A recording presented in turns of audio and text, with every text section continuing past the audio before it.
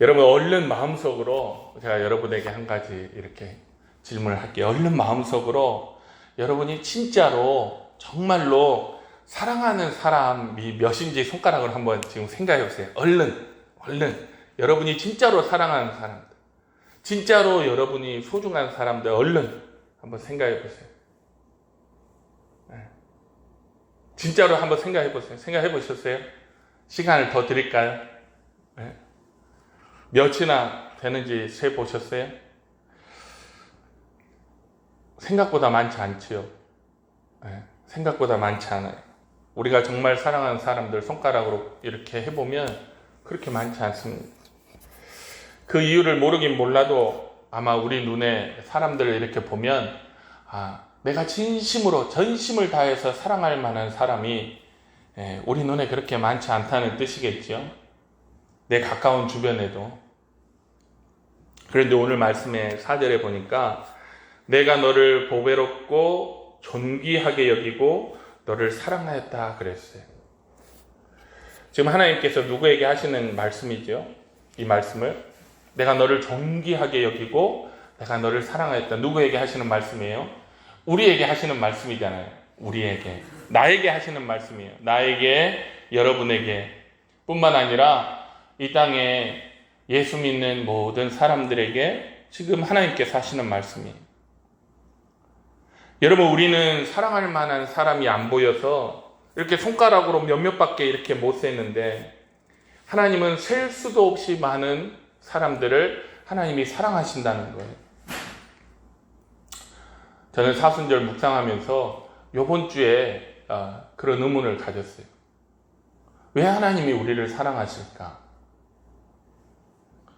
우리 눈에 그렇게 사랑할 만한 사람이 우리 주변에 그렇게 많아 보이지 않는데, 심지어 내 주변뿐만 아니라 내 자신조차도 생각해보면 하나님이 왜 나 같은 사람을 사랑하실까? 여러분, 우리가 성령을 통해서 우리가 각성이 되면요, 내 자신이 그렇게 사랑할 만한 존재가 아닌 것을 알아요. 그렇죠? 왜 하나님께서 나 같은 사람을 사랑하실까? 저는 그 질문이 들었어요. 백화점 입구에 가면, 지금은 안 그러더라고요. 지금은 안 그러는데 옛날에는 딱 이렇게 유니폼을 입은 우리 젊은 여성분들이 백화점 입구에 들어가면 고객님 사랑합니다 하면서 90도로 인사를 했었어요.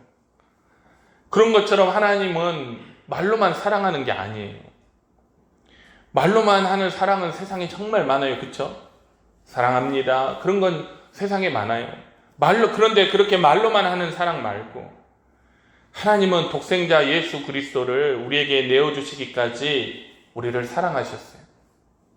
요즘 표현으로 그것을 찐 사랑이라고 하더라고요. 진짜 사랑. 왜 그렇게까지 우리를 사랑하실까? 왜 뭐 때문에 나를 그렇게 사랑하실까? 여러분, 저와 여러분은 누구입니까?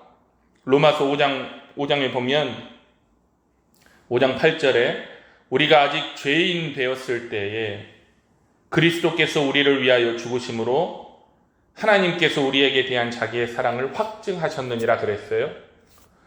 또 6절에 보면 우리가 아직 연약할 때에 기약대로 그리스도께서 경건치 않은 자를 위하여 죽으셨도다. 이 말씀은 저와 여러분을 뭐라고 부르냐면 죄인이요, 경건치 못한 사람이라고 우리를 부르고 있어요. 경건치 못한 죄인인데 하나님께서 왜 우리를 사랑하실까요? 제가 생각해 보니까 하나님께서 예수님 외에 사랑하시는 피조물이 또 있을까요? 없습니다. 하나님께서 저와 여러분을 사랑하시는 것처럼 천사를 그렇게 사랑하신가요? 그렇지 않아요. 하나님께서 저와 여러분을 사랑하시는 것처럼 하늘을 나는 새와 들의 백합화를 그렇게 사랑하시나요?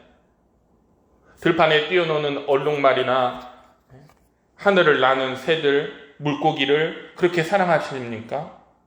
그렇지 않아요. 왜 사랑하실까요? 하나님께서 죄인인데, 의롭지 못한데, 경건치 못한데, 더러운데, 어찌 보면 악한데 왜 하나님 우리를 사랑하실까? 오늘 그 이유를 한번 말씀을 가지고 생각해 보기를 원합니다. 첫 번째로, 본질적으로 하나님은 사랑이세요. 사람은 사랑할 수 없어도 하나님은 사랑이시라. 하나님은 사랑할 수 있습니다. 누구를 통해서 그 사실을 보여줬냐면 구약 성경의 호세아 선지자를 통해서 하나님께서 그 사실을 보여주셨어요.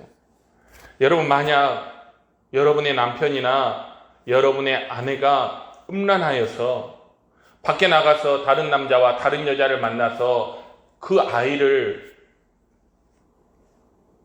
낳아서 데리고 왔다면 여러분 어떠겠어요? 그 사람 사랑할 수 있습니까?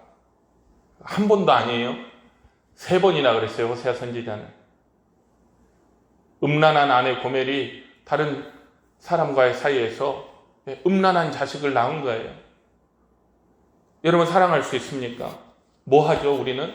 당장 이혼하죠. 정 떨어져서 뒤도 안 돌아보겠죠. 한 번이면 모르겠어요. 3번이나 그런다면. 그런데 하나님은 달라요. 호세아 3장 1절에 여호와께서 내게 이르시되 이스라엘 자손이 다른 신을 섬기고 건포도 과자를 즐길지라도 여호와가 그들을 사랑하나니 너는 또 가서 타인의 사랑을 받아 음녀가 된 그 여자를 사랑하라 하시기로. 너는 또 가서 그 여자를 사랑하라 그러는 거예요. 호세아 선지자예요. 한두 번이에요? 아니요. 여러 번 그랬습니다. 여러 번 음란했어요. 여러 번 다른 남자, 여러 번 다른 여자를 만났어요. 도저히 사랑할 수 없어요, 우리 생각에. 그런데 그래도 또 가서 사랑하라 그럽니다. 이게 하나님의 사랑을 나타낸 말씀입니다. 사람은 사랑할 수 없어도 하나님은 사랑할 수 있습니다. 왜? 하나님은 사랑이시기 때문이에요. 저와 여러분이 하나님께 사랑받는 이유 중에 제일 가는 이유는요, 하나님은 사랑이시기 때문이에요. 요한일서 4장 16절에 하나님이 우리를 사랑하시는 사랑을 우리가 알고 믿었노니 하나님은 사랑이시라. 저와 여러분을 하나님이 사랑하시는 이유는 첫 번째가 하나님은 사랑이시기 때문에. 두 번째 이유는 하나님께서 우리를 창조하셨기 때문이에요. 오늘 1절 말씀에 야곱아 너를 창조하신 여호와께서 그랬죠. 또 우리 7절 제일 마지막에 보면 그를 내가 지었고 그를 내가 만들었느니라 그랬어요. 물론 하나님께서 모든 만물을 창조하셨어요. 그러나 사람의 창조는 다릅니다. 하나님께서 어떻게 다른가 하면요, 하나님께서 인간을 창조하실 때 자신을 나눠주셨어요. 그냥 하나님이 왜 나를 사랑할까 묵상하다 깨달은 거예요. 하나님께서 사람을 창조하실 때 자신을 나눠주셨어요. 창세기 2장 7절에 보면 여호와 하나님이 흙으로 사람을 지으시고 생기를 그 코에 불어넣으시니 사람이 생명이 된지라 그랬어요. 여러분, 생기를 코에 불어넣었다 하는 표현을 제가 영어 성경을 찾아보니까 숨을 불어넣었다 이렇게 표현하더라고요. 숨을 불어넣었다. 하나님께서 자신의 숨을, 호흡을 우리 코에 훅 하고 불어넣으셨다고 표현이 되어 있습니다. 여러분, 숨을 불어넣었다는 것을 그래서 생명을 불어넣었다 또는 영을 불어넣었다라 이렇게 해석을 합니다. 신학자들이. 그걸 어떻게 정확히 해석해야 하는지 저는 모르지만 중요한 사실은 하나님께서 자신의 것을 우리에게 나누어 주셨다는 거예요. 그것이 호흡이든 숨이든 영이든 생명이든 하나님께 속한 것을 우리를 지으실 때 우리에게 나누어 주셨다는 뜻이에요. 또 나눠 주신 것이 있더라고요. 그게 뭐냐면 하나님의 모양과 형상을 우리에게 나눠 주셨어요. 하나님이 가라사대 우리의 형상을 따라 우리의 모양대로 우리가 사람을 만들고 하나님이 자기 형상 곧 하나님의 형상대로 사람을 창조하시되 남자와 여자를 창조하셨다 이렇게 되어 있습니다. 하나님께서 사람을 사람에게 자신의 모양과 형상을 나눠주셨어요. 성경에 보면 다른 어떤 피조물에게도 하나님의 모양과 형상을 나눠주셨다는 말이 없어요. 그런 피조물은 없습니다. 오직 사람에게만, 저와 여러분에게만 하나님의 모양과 형상을 나눠주셨어요. 이처럼 사람에게는 다른 어떤 피조물이 같지 않은 것이 있어요. 영이 있어요. 이 영은 숨과 결합되어 있죠. 생명과. 그리고 하나님의 모양과 형상. 하나님께서 하나님 자신의 것을 우리에게 나눠주셨어요. 그래서 하나님은 인간을 사랑합니다. 단순히 창조물이어서가 아니라 자신을 나눠주신 피조물이기 때문에 그래요. 이걸 이제 신학적으로 보면 하나님은 자기 자신을 굉장히 사랑합니다. 왜냐? 하나님 스스로 완전하시기 때문이에요. 완전한 것을 사랑한다는 것은요, 이 온 우주에 당연한 것, 완전한 것을 사랑하지 않는 사람은 아무도 없어요. 그래서 하나님은 하나님 자신에게 속한 모든 것을 하나님은 사랑하셔요. 그 사랑하는 것, 하나님께서 완전하셔서 그 사랑하시는 하나님 안에 있는 그것을 우리에게 하나님께서 나눠주셨어요. 그래서 우리를 사랑합니다. 우주 만물 가운데 인간이란 존재가 그런 존재예요. 여러분, 여러분의 자녀가 특별한 이유가 무엇인가요? 내 자녀가 나에게 특별하거든요. 왜 그래요? 내 생명과 내 모양과 내 형상을 갖고 있다는 것이 내 자녀를 특별하게 만들어요. 우리 시온이가 어렸을 때 열이 한번 감기로 열이 굉장히 높아졌어요.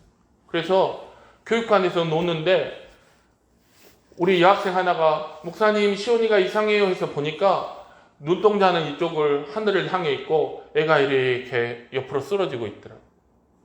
그래서 이렇게 보니까 숨을 잘 안 쉬어. 들쳐업고 사택에 가가지고요. 옷 다 벗기고 이제 열 내리면서 제가 뭘 했냐면 인공호흡을 했어요. 코 막고 인공호흡을 했어. 그 사이에 이제 119는 와서 시온이 그때 태우고 함양에서 대구에까지 거창에 갔다 거창이 안 되니까 대구에 있는 종합병원까지 갔거든요. 이유는 열성 경련이라 하더라고요. 열이 높아서 경련이 일어난 거라고. 근데 신기한 게요. 그때부터 시온이가 매우 저한테 특별해졌어요. 왜냐? 제가 걔 코에다가 숨을 불어넣었잖아요. 부어넣었잖아요. 아무것도 아닌 것 같은데요.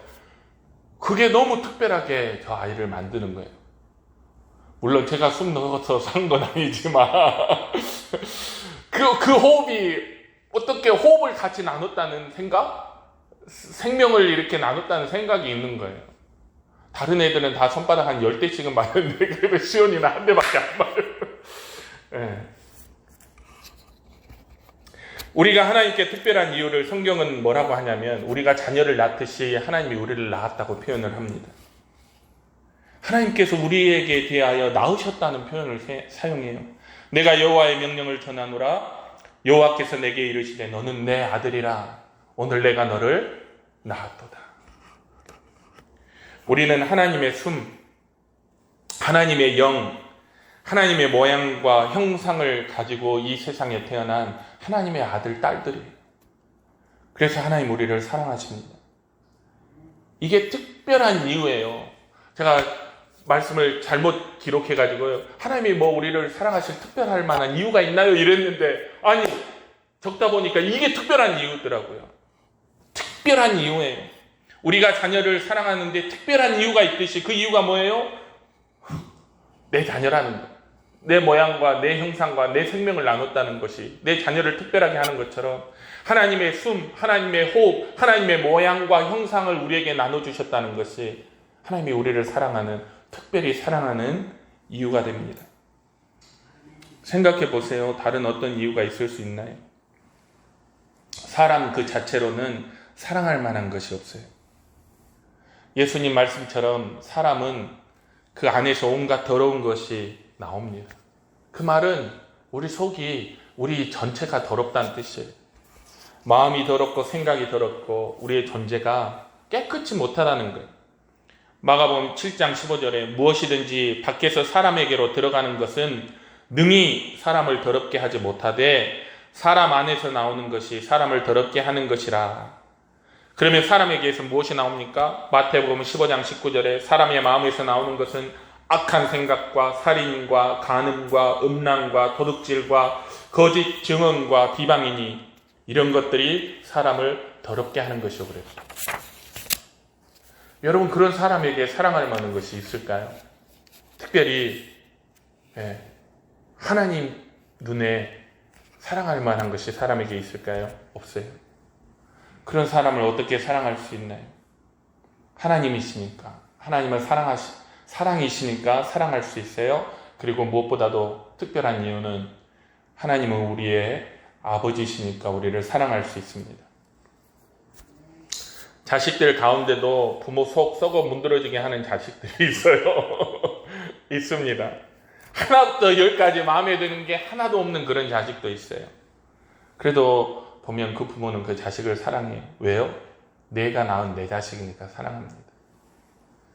하나님은 하나님의 것을 우리에게 나누어 주셨기 때문에 우리가 치질이도 못 나고 말도 안 듣고 믿음도 없고 맨날 죄 짓고 잘못하지만 우리를 사랑하시오. 할렐루야. 세 번째 이유가 지명하여 불렀다 그랬어요. 오늘 1절에 보니까 내가 너를 지명하여 불렀나니 너는 내 것이라 그랬죠. 지명하여 불렀다는 것은 택하셨다는 뜻이에요. 택하셨다. 여러분, 하나님께 내 것이 아닌 게 있나요? 네? 모든 것이 하나님의 것이에요. 사람도 마찬가지입니다. 모든 사람이 하나님의 것이에요. 그런데 그 사람들 가운데는요, 하나님께서 택하신 사람도 있고 그렇지 않은 사람도 있습니다. 하나님께서 어떤 사람들을 택하셔서 사랑하시기로 작정하셨다고 표현을 해요. 에베소서 1장 14절에 하나님께서 이 세상의 많은 사람들 가운데 어떤 사람들은 택하셔갖고 사랑하시기로 작정하셨다고 그래요. 언제? 창세 전에. 세상을 창조하시기도 전에. 그리고 그 사람들을 사랑하는 그 하나님의 사랑은 아주 특별한 사랑입니다. 그들을 특별히 하나님이 사랑하셔요. 저는 모든 사람들, 믿든지 안 믿든지 모든 사람들을 하나님께서 사랑하신다는 사실을 저는 믿어요. 그러나 하나님께서 어떤 사람들은 더 특별히 사랑하십니다. 그 사람들을 가리켜서 뭐라고 부르냐? 그리스도인이라 불러요. 하나님의 자녀라 부릅니다. 택하신 백성이라 불러요. 예수 그리스도 안에서 창세전에 택하신 사람, 독생자 예수 그리스도를 아끼지 아니하시고 내어주실 만큼 사랑하는 사람들, 그들이 그렇게 사랑받는 이유는요, 하나님께서 그렇게 하시기로 작정하셨기 때문입니다. 왜 그런지 그 이유는 모릅니다. 인간은 몰라요. 왜 하나님께서 그 사람들을 특별히 택하시고 왜 그 사람들을 사랑하시기로 작정하시고 자기 아들을 내어주시면서까지 구원하시는지, 왜 하나님의 나라를 유업으로 그들에게 무슨 송두리째 다 물려주시는지, 왜 그들에게 영원한 생명을 주시는지 우리는 그 이유를 모릅니다. 우리 자신에게는 그럴 만한 이유가 없거든요. 하나님 보시기에 선한 것도 없고 착한 것도 없고 완전한 것도 없고 깨끗한 것도 없고 하나님께서 좋아할 만한 그런 것이 우리에게는 사실은 없습니다. 우리 착각하면 안 돼요. 하나님이 저 사람을 사랑하신다 보다. 왜? 마음이 착하잖아. 저 사람은 하나님이 사랑하실 거야. 왜? 많이 배웠잖아. 잘 살잖아. 똑똑하잖아. 여러분, 하나님이 그런 걸로 그 사람 사랑하시겠어요? 하나님이 그런 걸로 그 사람 택하셨겠어요? 도토리 키재기라는 말이 있잖아요. 번데기 앞에서 주름잡는다는 말. 사람은 다 똑같아요. 하나님 눈에 보시기에. 좀 더 사랑할 만한 사람, 사랑하지 못할 사람이 하나님 눈앞에는 안 나눠져요. 다 똑같아요. 근데 하나님께서 그들 가운데 왜 그들을 택하셨는지, 그리고 그들을 더 특별히 사랑하시는지 우리는 그걸 알 수가 없어요. 그 이유는 온전히 하나님 마음속에 있어요. 누가 하나님 마음에 들어갔다 나올 수 있어요? 그래서 우리는 모릅니다. 다만 하나님께서 그들을 사랑하시기로 창세전에 택하시고 작정하셨다는 사실 밖에는 우리는 다른 건 알 수가 없습니다. 그것이 하나님께서 우리를 사랑하시는 이유, 그게 하나님께서 저와 여러분을 특별히 사랑하시는 이유입니다. 오늘 말씀의 결론을 맺자면 이 하나님의 사랑은 여러분 변치 않고 영원한 사랑입니다. 그 이유를 성경이 뭐라 했냐면 하나님께서 우리를 선택하고 작정하신 그 모든 일에 하나님이 후회하지 않는다고 그랬어요. 로마서 11장 29절에 하나님의 은사와 부르심에는 후회하심이 없느니라 그랬어요. 하나님의 사랑에는 후회가 없어요. 하나님께서 저와 여러분을 사랑하는 데는 후회가 없어요. 하나님께서 저를 사랑했는데 제가 어느 날 죄를 크게 지어요. 그래서 하나님이 저를 보고 아유, 내가 괜히 표대형이 사랑해갖고 아유, 내가 왜 죄를 사랑했을까? 하나님 후회하지 않아요. 네. 왜 후회가 없는지 아세요? 빌립보서 1장 6절에 보면 너희 안에서 착한 일을 시작하신 이가 그리스도 예수의 날까지 이루실 줄을 우리가 확신하노라 그랬어요. 전능하신 하나님께서 이루신다는 거예요. 뭘 이룹니까? 네.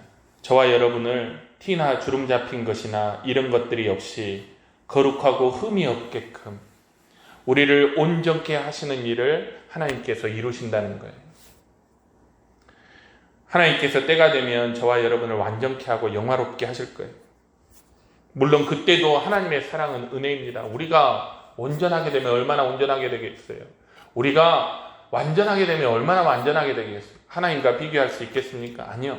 그렇기 때문에 그때 우리를 사랑하시는 하나님의 사랑도 은혜예요.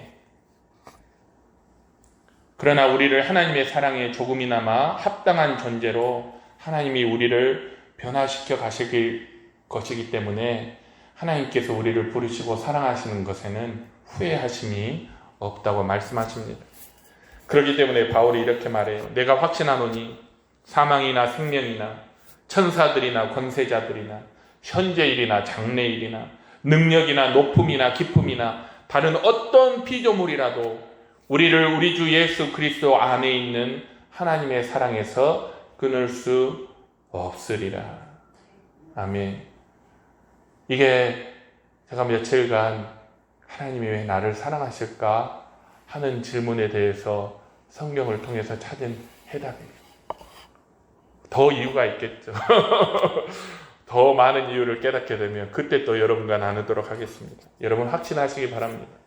하나님께서 저와 여러분을 사랑하셔요. 할렐루야. 기도하겠습니다. 사랑과 은혜가 충만하신 아버지 하나님 감사합니다. 사순절 부활절을 앞두고 왜 하나님께서 나를 사랑하시는지 한번 생각해 보았습니다. 왜 예수님이 나를 위해서 죽으셨을까? 내가 뭐라고? 내가 뭘 한다고? 하나님이 날 모르는 것도 아닌데 내 속마음까지 내 본래 사람 됨됨이까지 하나님 다 아시는데 나를 왜 사랑하실까? 그렇게 시작된 그 의문에 하나님께서 오늘 말씀을 통해서 우리에게 응답해 주셔서 참으로 감사합니다.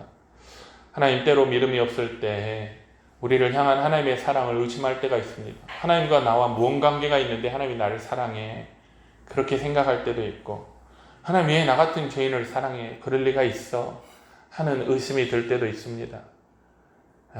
그렇게 믿음 없고 의심 없는 우리를 위해서 하나님 오늘 말씀을 통해서 우리에게 말씀하여 주심을 감사합니다. 하나님 사순절 기간 하나님께서 나를 사랑하시는 이유, 우리 교회를 사랑하시는 이유, 우리 성도들을 사랑하시는 이유, 너무나 보잘것없고 부족한 우리들을 사랑하시는 이유를 하나님께서 차근차근 말씀해 주시고 또 깨닫게 하여 주심을 감사합니다. 하나님 그 하나님의 사랑에 감사하는 마음과 또 그 하나님의 사랑을 정말 귀하게 바라보는 마음을 가지고 사순절 기간을 묵상하며 보낼 수 있는 귀한 교회와 성도들이 다 될 수 있도록 주님 축복하여 주옵소서.